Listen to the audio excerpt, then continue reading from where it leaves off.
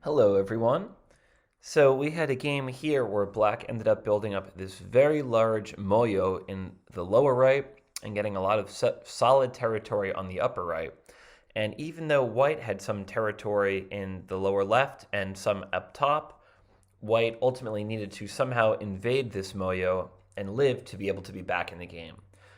Now, white ended up trying to do this later and was not able to make a living group. So right here in the real game, white tried to reduce here. But I think this is the perfect time to try some sort of invasion.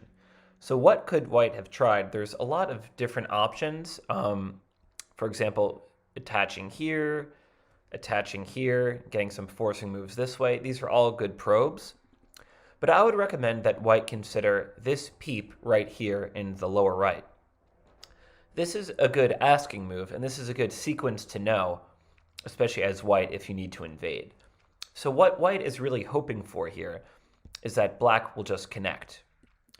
And like this, white has a very good sequence. And now notice that white won't just connect here because then the shape would just be dead. So instead, white has to play this way, and when black Ataris, white can't connect because then the shape would die, but white has to play ko. And this is probably a pretty good ko for white because this was kind of already black's territory. And even though white probably won't be able to win this ko, now white can play all kinds of forcing moves and attachments and stuff, and will probably get some kind of good result to break into black's territory. So I think that could have been a good idea for white at this point. But let's see how this happened and how white got into this situation. So right here we have the Kobayashi opening. I'm not sure how familiar white was with this opening. So white chose to play here in the upper right. This is okay, but professional players almost always choose to break up this Kobayashi formation. The reason being that once black closes here at Q5, it's just such an ideal framework. So white usually wants to try to counter black's plan. So often white will play this distant low approach here, and black might just press and get some thickness on the outside, and white will get some territory. That's a pretty standard result. White could also try the move that I prefer is this double high approach up here at Q6. So this was actually one of Go Sagan's favorite moves. He really recommended this one. And I think like AI in modern Go has kind of borne out his theory. This high approach is very nice because it's very hard for black to press it down in any way. And usually it's kind of black who ends up getting pressed down. The one problem with this high approach is that black will get some territory in the corner, so you have to be able to accept that. So when black plays here, white usually won't continue like this, because if white does, then there's going to be a bit of a problem. So we never want to leave stones back to back like this, right? So white has to play here. Now the normal shape is for black to play some kind of move here, but in this situation, black isn't going to do that and let white get this ideal formation. Black is probably going to pincer like this. And this is going to be a very uncomfortable shape for white. Even if white tries to take advantage of the tanuki by attaching here, black is just going to play on top and separate these two groups, and it's going to be hard for white to continue. So when black plays here, white usually doesn't respond, but will often play some kind of move like this, or even this. And so if black were to play to continue, then white can play and get this ideal shape here. And if white plays the corner first, if black responds, now this is looking a lot better. And it'll be a little bit harder for black to pincer because white does have a bit of a helping stone here. So this is just to say that I would consider this Q6 move as white. So black tanuki to take the lower right point. So I think that's good. It makes sense. But I would maybe just take the corner. Like there's no real reason to let yourself be double approached. And now if white tries here, black has a great helping stone at R14.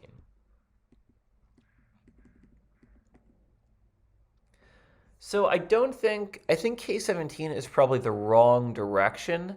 This is the weaker stone here, this R14 stone, and this is also the stone that might be able to cut. So that's why people like playing this Kosumi here, because it strengthens the stone and threatens to cut here at P16. So that's why black usually has to protect, and we get some kind of sequence like this. So I think this would be a lot better for white. And note that, of course, black can't just like cut here directly or anything.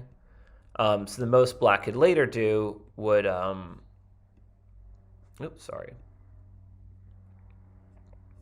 would be to attack like this or something, but then the corner would be totally open. So I like black's follow-up here. I might pincer even closer, but it's the same idea. The pincer is a good move. And then this extension is just the wrong direction. So I think the idea with this was white was looking at the push and cut at P16. But as we saw in the game, black can just let the stones through. Also, if this is white's intention, notice how these, these A and B stones are so close to each other. So if this is what we're trying to do, then instead of that, white can just play this one. Because this will threaten to push directly, and then you are threatening with one move, whereas in the game, white ended up playing these two moves to make the same threat. And so black wisely just played here, although I think maybe the tighter move here is a little better, or at least I'd be more comfortable with it. So white pushed through, and black had a good idea just to let white on through. And this is just so much territory for black. It is good, white gets some nice stones on the outside, but white's already made some inefficient moves, so it's not so good for white. Also, instead of haneing here, I would just push through directly. It's just a lot stronger. I mean, remember that these two black stones, they actually aren't really important right now, right? They're not cutting stones because white's already totally connected, so they're actually not really that important. So if anything, I would play here, but what about just Tanukiing? That looks pretty good to me, if only because this 3-3 move is just so annoying.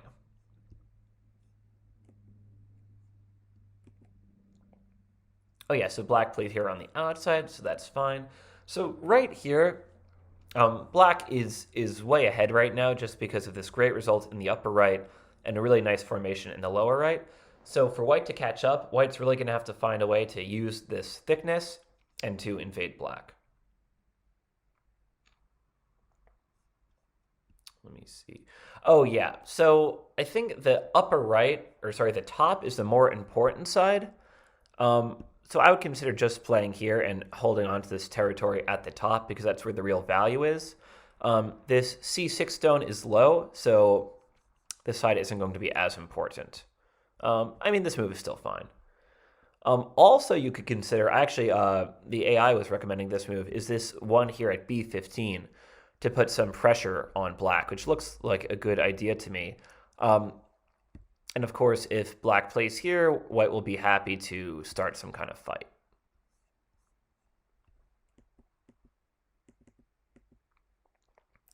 Yeah, I like this Kosumi for black here. That looks good. So this move, I think, is just a little too slow. Like, white just can't afford such moves in this situation. So maybe this Keima. We're really trying to enlarge this framework up top. Right, we can't be worried about some kind of invasion like that. So this came. So I think maybe I don't know if maybe white thought about this, but then got nervous about this double diagonal here. Like, oh, what if black plays through? But there's really nothing to worry about. Like, white can just step back here. Right. Note that we don't want to do some like really crude thing where we just push black out like that. That's like basically almost never good. But the standard shape in this situation when someone pokes through is just a Keima. So that's like the standard good shape. And then if black pushes, we can just jump out. All right, that's another thing is that we usually don't want to, this move can be very heavy, like we just want to jump like this.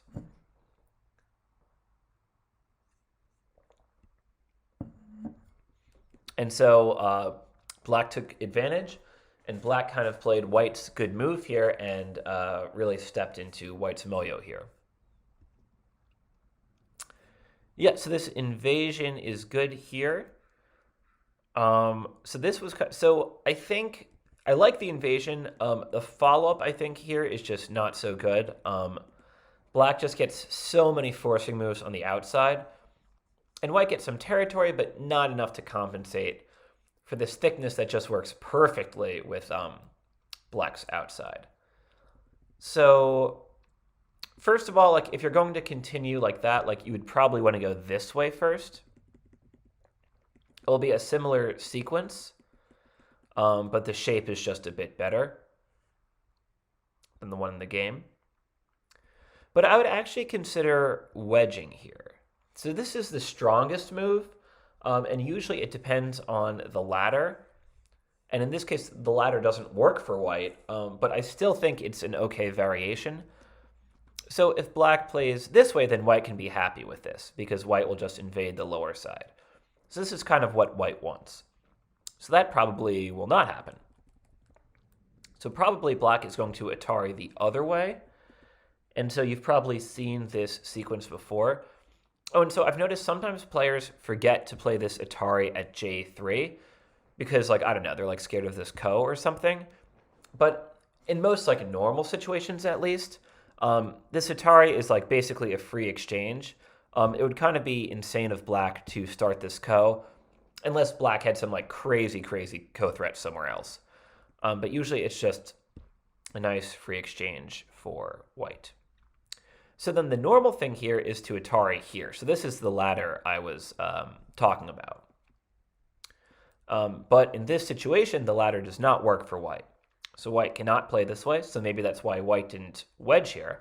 But actually, I think white can just extend here. This is sort of like the backup move in this variation. And so obviously this is threatening to like net black here. So black is going to have to pull out somehow, and then white can just settle like this. So that looks pretty good to me. I think this would be a good way for white to settle on the side here. So I think that'd be a good way to follow up from the invasion.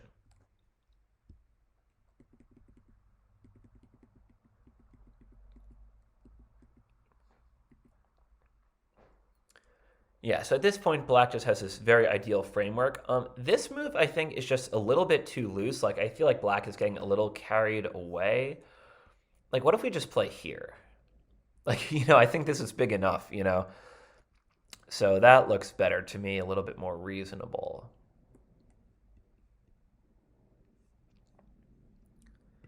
Right, and so this move is okay. It's the right idea where it's like, oh, trying to poke into black's framework. But it's just a little too tepid in this situation. Like, white just needs to invade somehow. So I was mentioning this move before, but this attachment is also good. Like, we're just trying to sort of probe, see how black responds, and then figure out a plan from there. And so when we're trying to sort of cause a little chaos, when someone hanes, we basically always want to double hane and just see how black reacts like this. And so white can get some free forcing moves on the outside, do that, or came out, or something. And it's open enough that white should be okay here. So I would consider something like that. So I can see the idea of this press, right? Black kind of got what he wanted here, which was all these free moves on the outside in sente.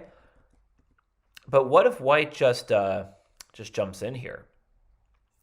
I mean, this threat isn't really so big, right? I mean, this stone, black is so over-concentrated here, it's not really a big deal.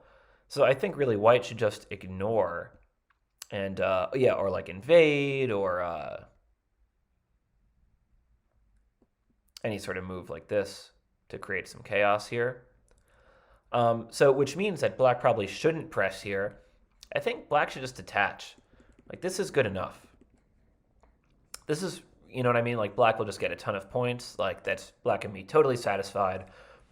And white's thickness on the outside, like, isn't really going to do anything. So I think white had a good chance here, but white protected the stone instead. And so black really solidified his territory. although I still might consider this attachment here.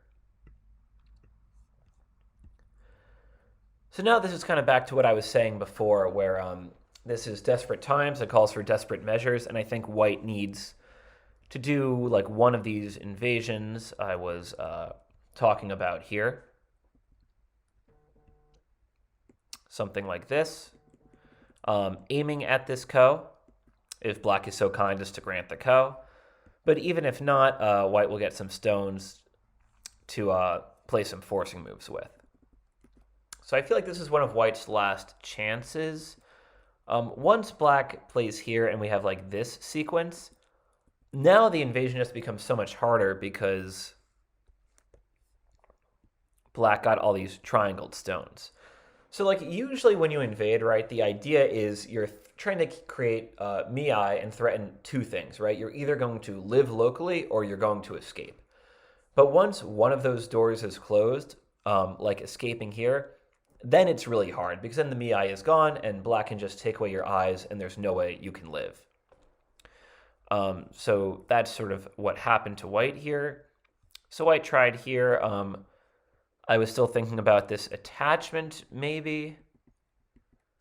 Some kind of sequence like this, but even here, like it seems black could just connect and there's no way this group can live. I mean, maybe white can like try to do some like crazy forcing thing here or something to at least like pull some stones out, but it's going to be tough, I think. And yeah, so like I would just note that when we're trying to live, like it's so often going to start with some kind of attachment or something, as opposed to this sort of kosumi here.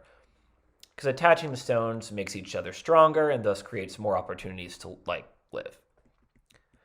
But black played very well here in denying white the eye space, and then it was basically game over. And so black was able to hold on to his lead. So in conclusion, I'd say black got off to a very big lead thanks to this upper right sequence where white just let black get this territory here because of some slow moves. And because white played in the upper right and let black get this framework. White did a good job building a nice framework on the upper right and getting territory in the lower left. But white ultimately needed to invade the lower right instead of just sort of lightly reducing. And I think black made this misstep here where white kind of then had a chance to invade or something. But white answered black's moves and the chance went away. So black was able to hold on to his lead and win this game. So that's it for this review, and I hope you found it helpful. Thank you.